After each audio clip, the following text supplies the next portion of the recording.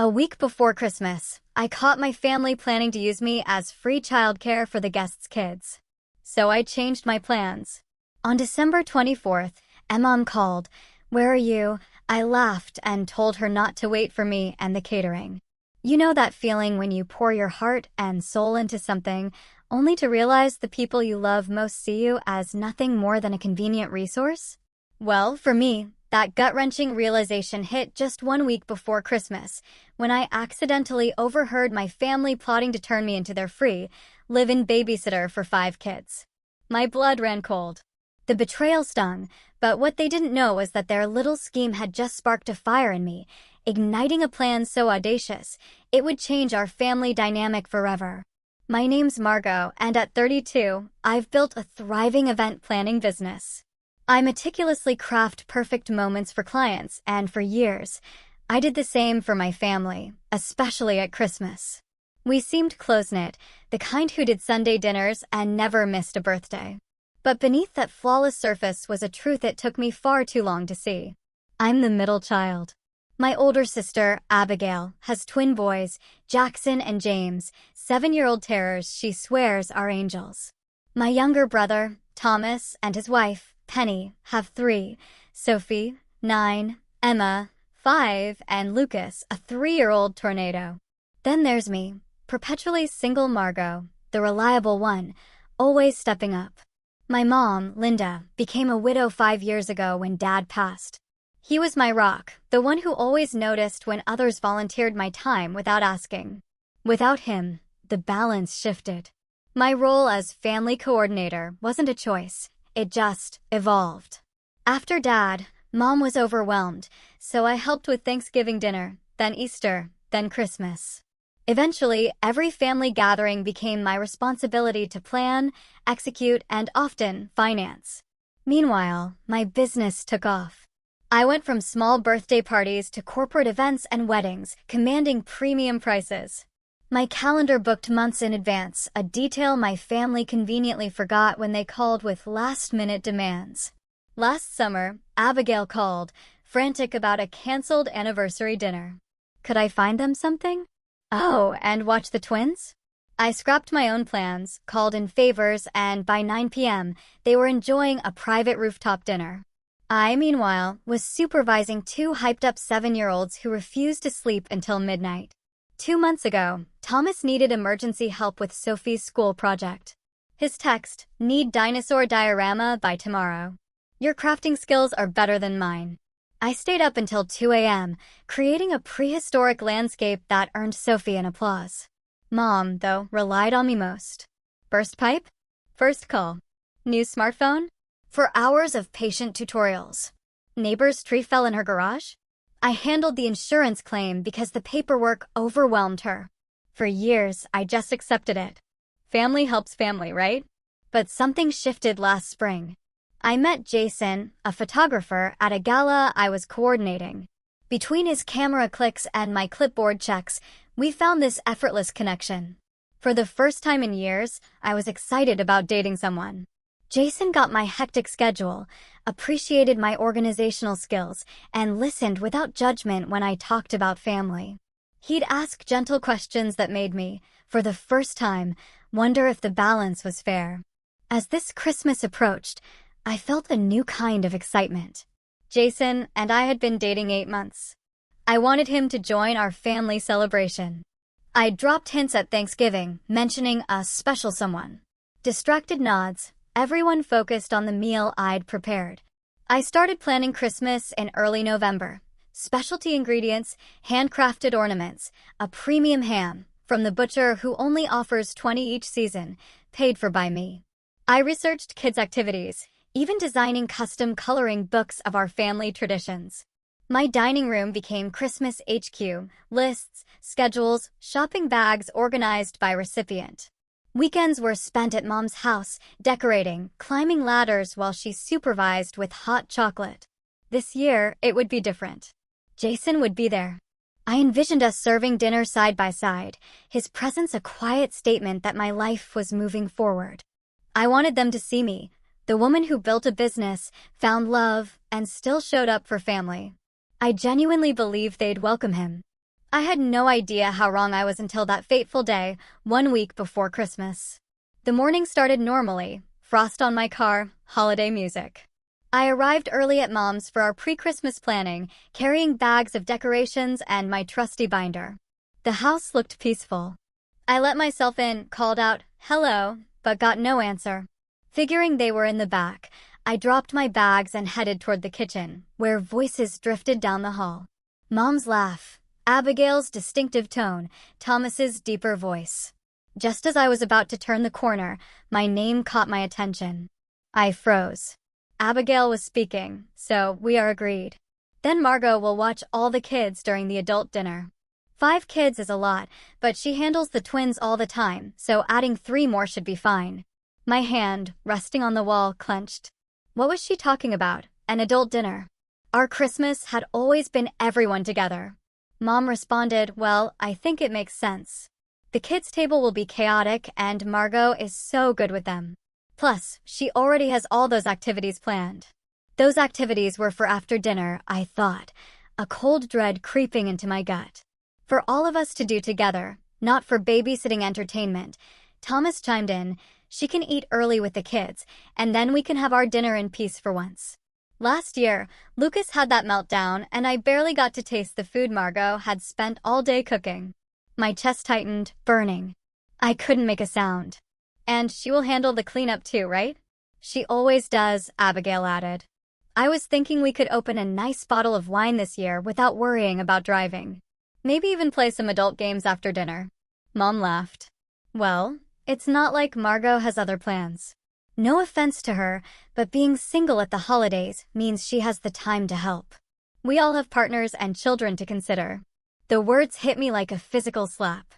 I had explicitly mentioned bringing Jason. Had they not listened? Or worse, had they heard, but just dismissed it? "Has she mentioned that photographer guy lately?" Thomas asked. "I thought that fizzled out months ago." "Oh, that was never serious," Mom dismissed. "Margot focuses too much on work for relationships to last. Remember that accountant a few years back? Same thing. My relationship history being dissected inaccurately in my absence. The accountant had moved across the country. We'd parted on good terms. And Jason? He was very much still in my life. They would know that if they ever bothered to ask about my personal life. Well, it works out perfectly for us," Abigail continued. "She can entertain the kids from 4 o'clock onward. I'll tell the twins to save their new toy. Demonstrations for Aunt Margot. And she will handle the Santa duties too, right?" Thomas asked. "Wrapping the final gifts and arranging them under the tree after the kids go to sleep." "Of course," Mom confirmed. "Margot always does that. And the Christmas breakfast the next morning. Remember how she made those snowman pancakes last year? The kids adored those." I stood frozen, my mind reeling, cataloging every assumption about my time. Not once had anyone asked if I was willing. Not once had they considered I might have my own plans or desires. "It's really convenient having an event planner in the family," Abigail laughed. "Free childcare and catering all in one." Their laughter echoed in my ears. I backed away silently, carefully, collected my bags, and slipped out the front door without a sound. They never even knew I had been there. The drive home was a blur. Tears threatened, but anger, cold and sharp, pushed them back. Years. Years I'd bent over backward, creating perfect family moments. And this was how they saw me, the convenient, single woman with nothing better to do than serve their needs. At home, I stared at my Christmas command center. Personalized gifts, recipe cards, handmade decorations, thousands of dollars, hours of work. All while they planned to relegate me to the kids' table without a second thought. I sank onto my couch. The weight of years of similar treatment suddenly crystallized. Birthdays where my gift was babysitting. Vacations where I watched kids by the pool while they went on excursions. The countless times I rearranged my life because Margot is so flexible. The pattern was clear. I wasn't seen as having a life of equal value. My time was communal property, available for their convenience. This realization washed over me, a powerful, undeniable truth. Something had to change. That evening, I sat in my darkened living room, Christmas lights glowing softly, cycling through emotions. Anger, hurt, resignation, then back to anger. My phone buzzed, Mom, asking where I'd disappeared to. I couldn't respond. Confrontation seemed obvious. Call a family meeting, explain. But I knew how that would go. Abigail defensive, Thomas uncomfortable, Mom tearful, shifting focus to Dad's death, making my feelings irrelevant. Or I could just accept it. Swallow the disappointment, cancel Jason, fulfill their expectations. The path of least resistance was well-worn. But then a third option. Withdraw completely. Claim illness, a work emergency. But that felt like running away, just postponing the inevitable. At 9:30, my best friend Sophia called. I'd texted her vaguely about family drama. They did what? She exclaimed after I recounted everything. Without even asking you? Margot, it's beyond inconsiderate. It's downright disrespectful. Her validation, like a warm compress, loosened something in my chest. I know, I said, but this is how it always goes. They assume I'll handle everything because I always have. Because you are capable and generous, Sophia corrected, not because you're their personal assistant. What does Jason say about all this? I haven't told him yet, I admitted. We had plans for Christmas Eve before joining my family. Now I don't know what to do. What do you want to do? Sophia asked, cutting through my confusion with her usual directness. The question hung in the air. Not what would cause the least conflict or fulfill their expectations, but what would honor my needs. I want to be valued, I said finally. I want them to recognize that my time and effort matter. I want to spend Christmas with people who see me as a whole person, not just a convenient resource. Even as I spoke, a plan began to form, a small spark that grew with each second. I was an event planner. I specialized in creating experiences, solving logistical challenges. Sophia, I said slowly, what if I just wasn't there? You mean cancel altogether? No, I corrected, a smile spreading. What if I created a different Christmas for myself this year? What if instead of showing up to be their babysitter, I went somewhere else? Somewhere wonderful. I could almost hear Sophia's smile through the phone. Now that sounds like the Margot I know. What are you thinking? As we talked, the plan took shape. A client had mentioned a last-minute cancellation at a luxury Caribbean resort. I had contacts. With a few calls, I could secure it. I could be on a beach on Christmas Day, I mused, the image growing more appealing. No cooking, no cleaning, no wrapping presents at midnight. Do it. Sophia encouraged. Book it tomorrow. You deserve a break. After we hung up, I opened my laptop. The resort was available, a premium oceanfront suite. Steep price, but my kitchen renovation could wait. This was an investment in something more important, my self-respect. With growing excitement, I reserved the suite for 5 nights, starting Christmas Eve. As I entered my credit card, a huge weight lifted. For once, I was prioritizing my happiness. But Jason? Would he think I was running away? Disappointed to miss meeting my family? Only one way to find out. Despite the late hour, I called him. Margot? Perfect timing, just finished up. Everything okay? You never call this late. I took a deep breath and explained everything, the overheard conversation, the impulsive booking. I know it's last minute, I finished, but would you want to come with me? Spend Christmas on the beach instead of with my family drama. His response was immediate, enthusiastic. Are you kidding? That sounds amazing. And for what it's worth, what they planned was not okay. You deserve better treatment than that. His support solidified my resolve. There's one more thing I want to do, I told him. I still want to handle the catering arrangements for my family. That's very generous of you, considering everything, he said, sounding confused. Well, I replied, a slow smile spreading, I have something very specific in mind. The next morning, I called Dukas, an upscale catering company I often worked with. Anthony, the owner, was surprised. Margot, what can I do for you? Emergency client situation. Actually, Anthony, this is a personal request. I need a special Christmas dinner delivered to my mother's house, but with some very specific parameters. We discussed my requirements, an elegant adult dinner with wine pairings for 5 and a separate, clearly labeled, kid-friendly meal. all fully prepared, requiring only minimal heating with detailed instructions even a novice could follow. "No problem at all," Anthony assured me. "We can deliver everything at 4 o'clock on Christmas Day. Will you be there to receive it?" "No," I replied, a thrill of satisfaction running through me. "I'll be out of town. They'll need to handle it themselves for once." With catering and vacation booked, my plan was taking shape. I would give my family exactly what they wanted at Christmas, without my interference, but on terms they never expected. Sometimes, the best gift is the opportunity to appreciate what you've taken for granted. For the next few days, I maintained the illusion. When Mom called about my missed planning session, I fabricated a story about a client emergency. She accepted it without question, another reminder of how my work was both exploited and dismissed. "While you're still handling the Christmas dinner shopping, right?" she asked. I gave Abigail your number. "The twins suddenly won't eat anything with red food coloring." "Actually," I replied, injecting enthusiasm, "I've arranged something special this year. Professional catering from Dukas. Everything delivered ready to serve." Mom's surprise was evident. "Catering? But you always cook Christmas dinner." "It's tradition." "I thought this would be easier for everyone," I explained. "More time to enjoy the holiday instead of being stuck in the kitchen."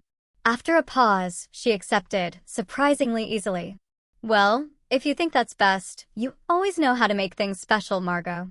With that hurdle cleared, I moved to the next phase, retrieving personal decorations and heirlooms from Mom's house. Items with sentimental value to me that had gradually become communal family property. The next afternoon, I visited under the pretense of checking the catering menu.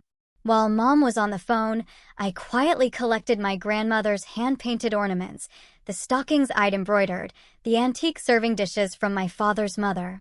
These treasures had migrated to Mom's house because that's where we always celebrated. This year, they would either travel with me or stay safely in my home. It was a small act of reclamation, but it felt significant. Throughout the week, the usual requests flowed in. Thomas asked if I could pick up last-minute gifts. Abigail informed me the twins needed costumes for a Christmas pageant I was apparently supervising. Mom left a voicemail, wondering if I could come early on Christmas Eve to help rearrange furniture. To each, I gave non-committal responses. "I'll see what I can do. My schedule is pretty packed this year." Small seeds of doubt, soon to bloom into full realization. Meanwhile, I prepared for my getaway. New swimsuit, resort wear, items with no place in a December wardrobe. I wrapped the gifts I'd already bought for my family and arranged courier delivery for Christmas morning. Despite everything, I couldn't bring myself to leave them without presents. Each card held a personal message, hinting at my desire for a more balanced relationship. Jason and I finalized travel, booking an early Christmas Eve flight. His excitement about our spontaneous holiday reinforced my decision. 3 days before Christmas, I met Anthony from Dukas to finalize arrangements. "So, to confirm," he said, "adult dinner, beef Wellington, roasted winter vegetables, truffle mashed potatoes, chocolate hazelnut torte, wine pairings included. Kids' meal, chicken tenders, mac and cheese, steamed broccoli, Christmas cookies. All labeled with heating instructions." "Perfect. Delivery at 4 o'clock on Christmas Day." "All set," he confirmed, then looked up. "Though, I have to say, it's unusual for you not to be there. You're always so hands-on with family events." I smiled. "This year, I'm trying something different. Letting go of control a little bit." What I didn't say was I was paying a premium for Christmas Day delivery, nearly double the normal rate. But it would be worth every penny to picture their faces when the catering arrived, and I was nowhere in sight. "One more thing," I added, handing him a sealed envelope addressed to my mother. "Can you make sure this note is included with the delivery? It's important it arrives with the food." That evening, I attended what would be my last family dinner before Christmas, takeout pizza at Mom's. I watched them, the subtle ways they took my presence for granted. Thomas handed his fussy youngest to me without asking. Abigail discussed Christmas Eve plans that included me supervising a gingerbread house competition. Mom mentioned she'd told neighbors I'd walk their dog. Not once did anyone ask about my plans or preferences. Not once did they notice my unusual quietness or how I deflected questions about logistics. They were so accustomed to my accommodation, they couldn't see the changes already in motion. Driving home, I felt a mix of sadness and resolve. I loved my family, but years of patterns wouldn't change without disruption. Sometimes, love meant creating uncomfortable situations that led to growth.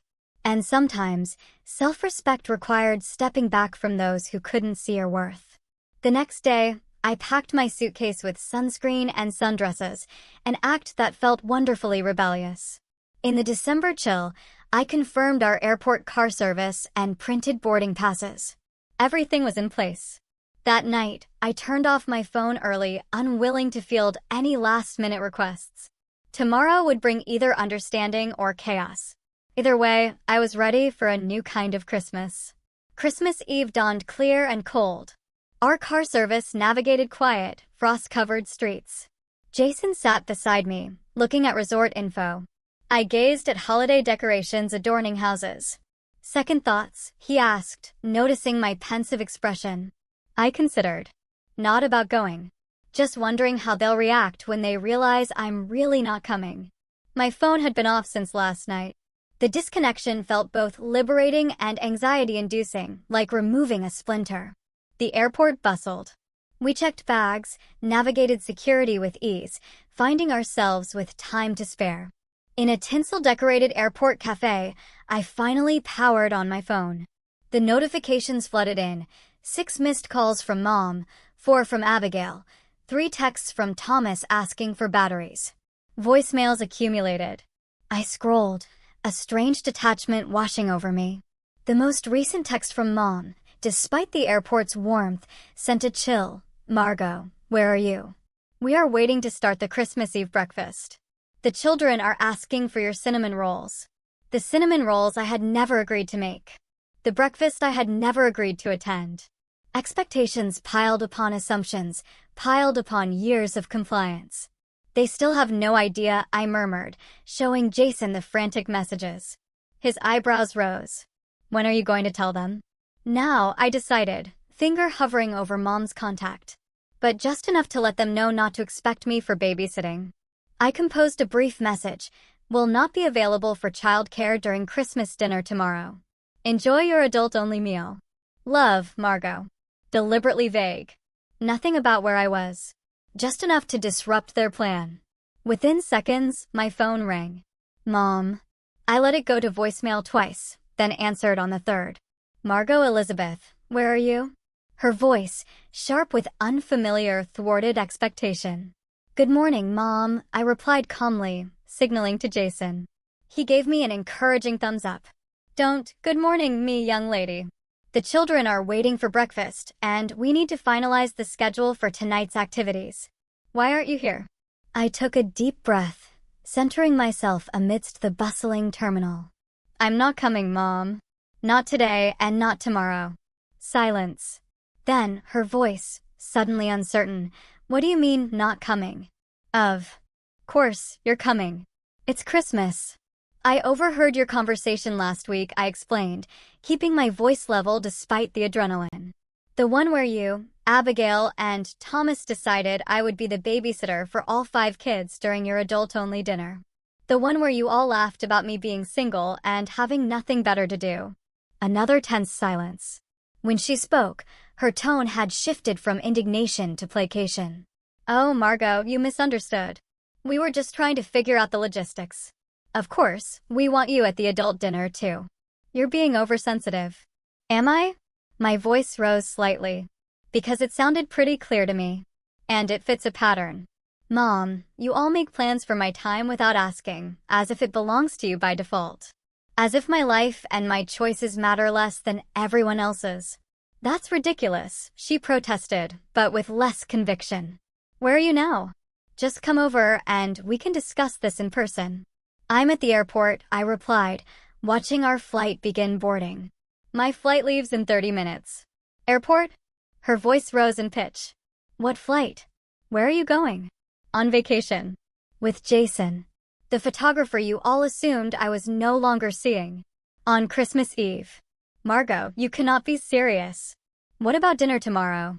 What about the children's presents? What about all the traditions you always handle? The boarding announcement echoed. That's the thing, Mom. They became my responsibility without anyone asking if I wanted that role. This year, I'm choosing something different. Her tone shifted again to barely contained panic. But what about dinner? I haven't prepared anything. I thought you were handling everything, like always. The catering will be delivered at 4 tomorrow, I explained. Everything's paid for, with detailed instructions. Adult dinner for 5, kids' meals clearly labeled. All you have to do is heat and serve. Catering, she repeated, as if the word was foreign. But that's not the same as a home-cooked meal. The children will be so disappointed. The children will be fine with chicken tenders and Christmas cookies, I assured her. And you adults will enjoy your beef Wellington and wine pairings without having to worry about childcare. After all, that was the plan, wasn't it? Just without me in the picture. Our row was called. Jason gestured toward the gate. I nodded, gathering my carry-on. I have to go now, Mom. Our flight is boarding. Margot, wait. The desperation in her voice was unmistakable. You cannot just leave. What are we supposed to do without you? The question hung heavy, a profound revelation. What were they supposed to do without me? Figure it out themselves, perhaps. Appreciate the work I had always done. Maybe recognize my absence as the consequence of their actions. Hopefully you'll manage, I said gently. The food will be delivered. The presents for the children are wrapped and labeled in the guest room closet. Detailed instructions for everything are in the binder on the kitchen counter, the one none of you ever bothered to look at, even though I referenced it constantly. But it won't be the same, she insisted. No, I agreed. It won't. As we reached the gate, I delivered my final message. Merry Christmas, Mom.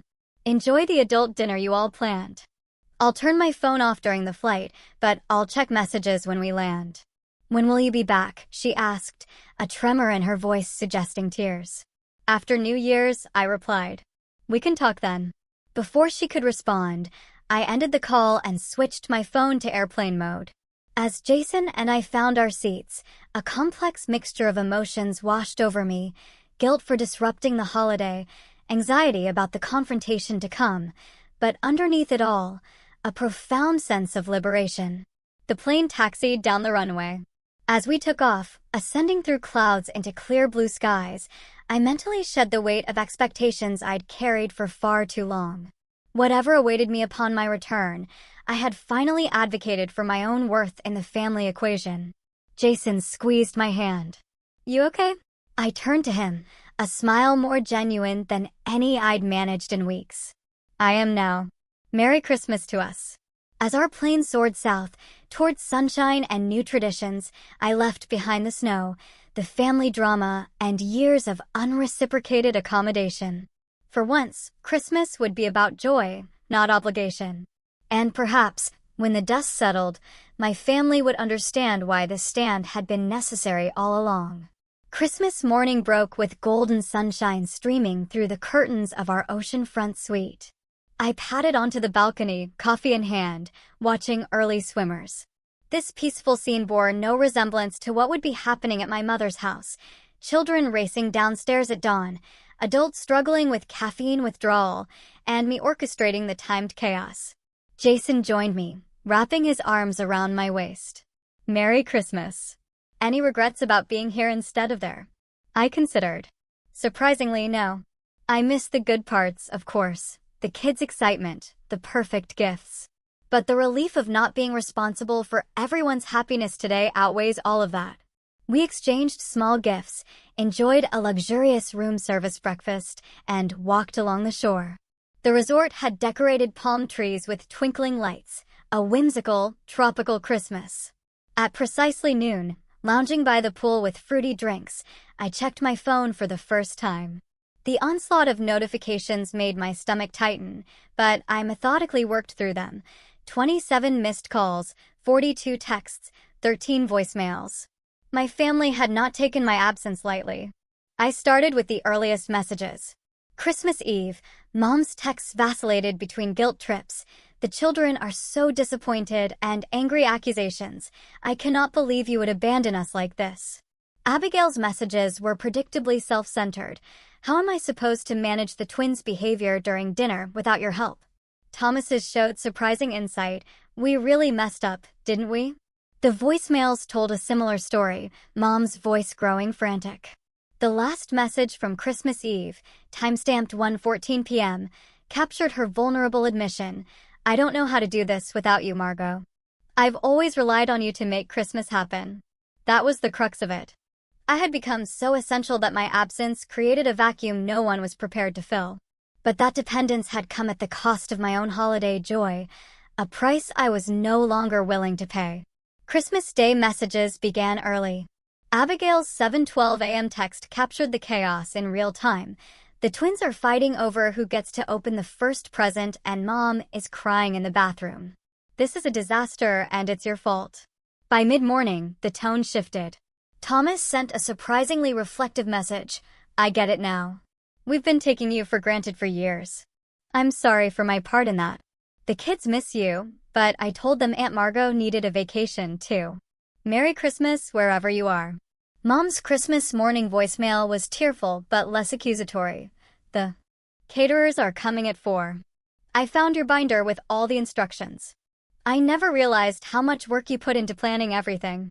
Please call when you can. The most surprising message came from Abigail, around 11 a.m., so I had to handle the twins' meltdown by myself this morning when they couldn't find the special chocolate Santa stockings you always make. And you know what? I realized I've never had to deal with their Christmas morning behavior because you've always stepped in. That's not fair to you. It's taken your dramatic exit for me to see that. Still mad you didn't tell us directly, but starting to understand why. As I scrolled, a weight lifted. They were beginning to understand. The disruption was uncomfortable but necessary, forcing them to recognize patterns that had been invisible when I was complying. Jason noticed my small smile. Good news. Progress.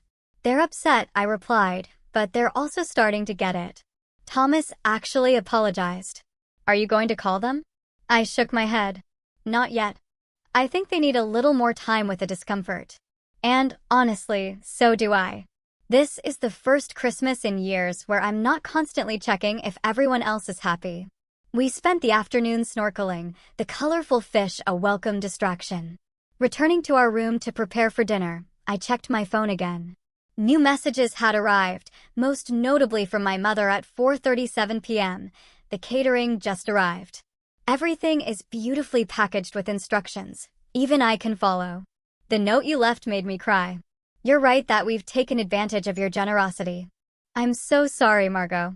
Please call when you're ready. I hadn't expected such a quick acknowledgement. Perhaps my absence had created space for reflection that my presence never allowed. At 5:45 p.m., Abigail sent a photo of the elegantly plated adult dinner with the caption, "This is delicious, but doesn't taste as good without you here." The kids are actually behaving with their special meal. You thought of everything, even in your absence. Messages continued through the evening. Thomas sent a video of the 5 children singing a Christmas carol. Mom texted a picture of the family around the tree, a visible empty space where I would normally sit. By the time Jason and I returned from our candlelit Christmas dinner, I felt ready to respond. Not with a call, that might devolve into tearful demands for my return, but with a group message. I composed it carefully. Merry Christmas, everyone.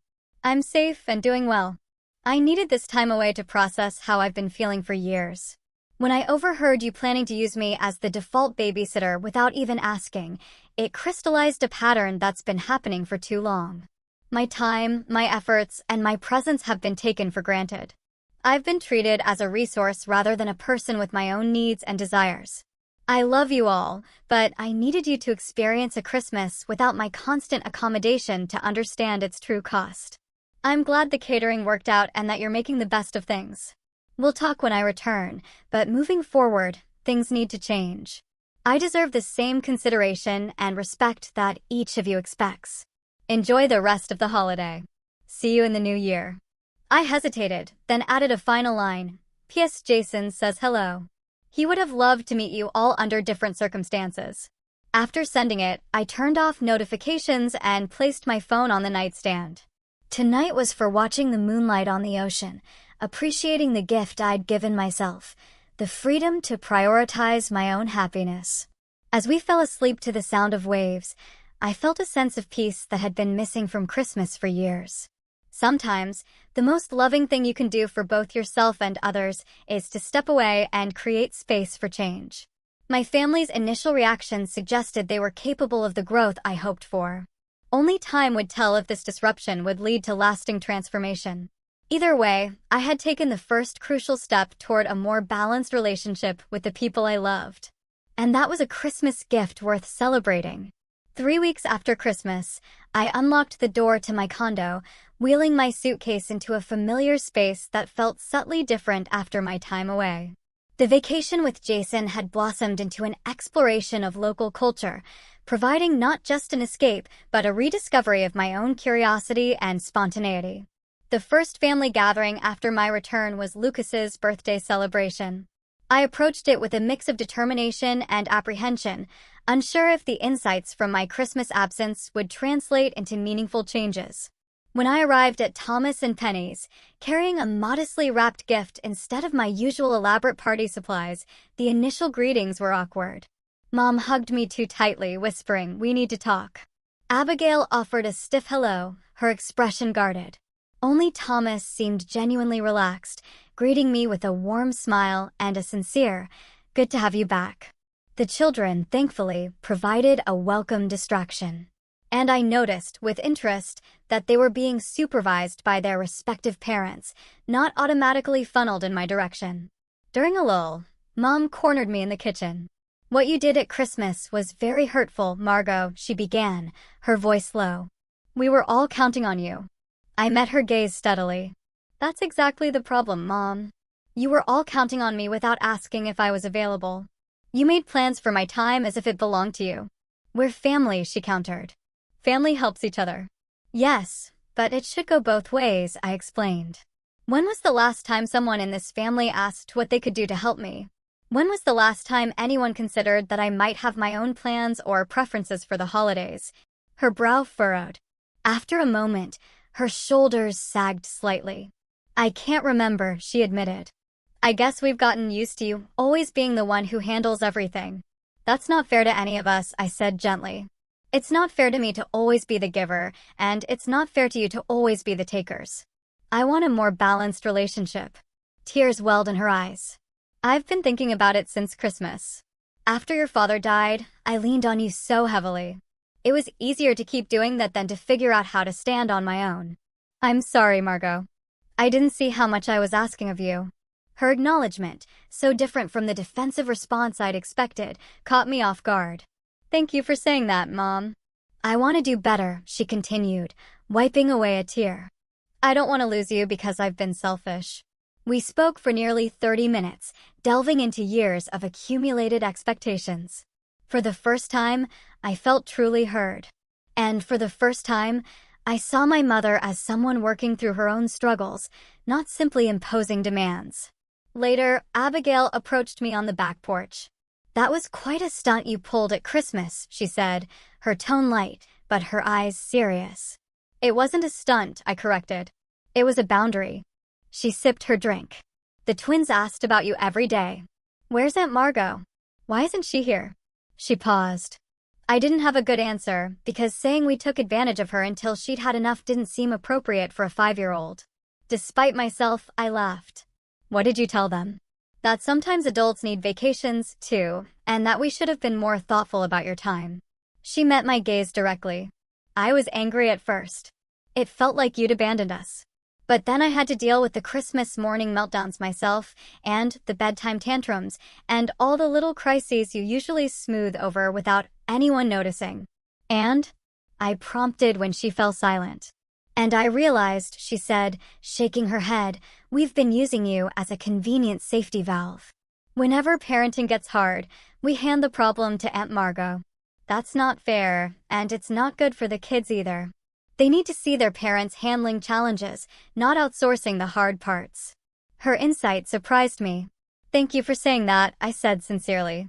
"I love the twins and want to be part of their lives. I just don't want to be the default solution to every problem." "Understood," she nodded. "So, tell me about this Jason. Is it serious?" The shift to personal interest in my life, rather than what I could do for her, marked another small step forward. We talked about my relationship, her career challenges, engaging as sisters rather than service provider and client. Thomas proved to be my strongest ally in the family's adjustment. During dinner, he deliberately redirected conversations that veered toward assumptions about my availability. When Mom mentioned reorganizing her garage, Thomas interjected, "Maybe we could all set aside a Saturday to tackle that together if Margot is available." That emphasis on my choice and the suggestion of shared responsibility felt revolutionary. As weeks turned into months, the changes solidified. Family gatherings became collaborative efforts. Text messages began with, "Are you available to help with?"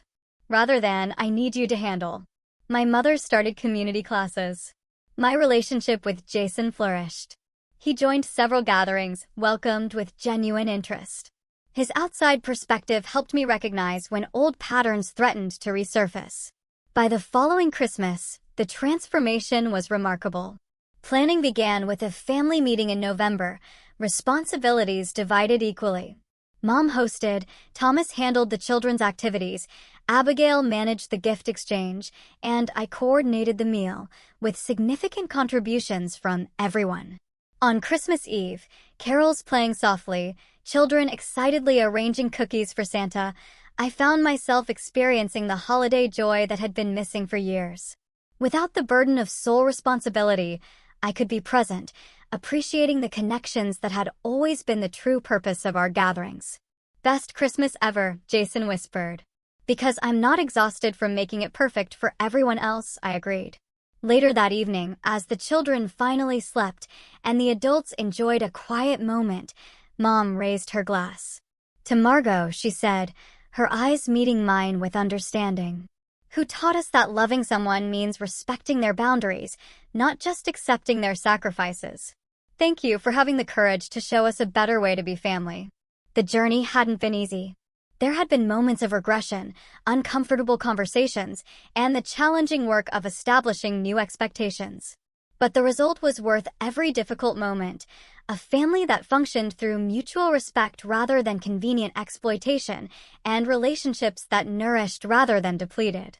As I looked around at the faces of those I loved, I understood that sometimes the greatest act of love is standing up for your own worth.